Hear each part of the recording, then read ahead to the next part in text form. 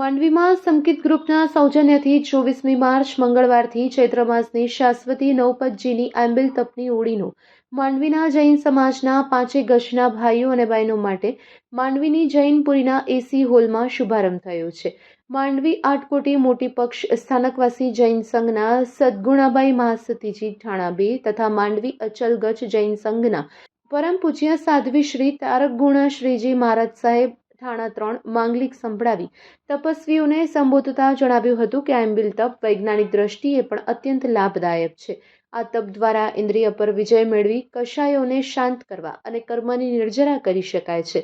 અત્રે ઉલ્લેખનીય છે કે આંબિલ તપની ઓળી કરવાનો લાભ સંકિત ગ્રુપના 20 દાતાઓને 6ઠ્ઠી વખત મળેલ હોવાનું માંડવી તપકચ્છ જૈન સંઘના પૂર્વ ટ્રસ્ટી તથા મીડિયા કન્વીનર દિનેશભાઈ શાહે જણાવ્યું હતું.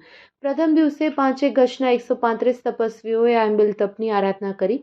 જૈનેતરો પણ આ તપમાં જોડાયા હતા. આંબિલ તપની ઓળીને સુપેરે પાર પાડવા માંડવી 2 નાતના પ્રમુખ ચંદ્રેશભાઈ શાહ અને તેમની ટીમના ભાઈઓ જહેમત ઉઠાવી રહ્યા છે.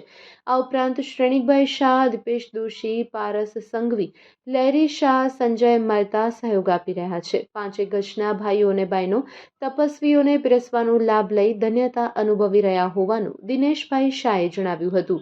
Report by Amitbhai Bhanushali, Naliya, Abdasa.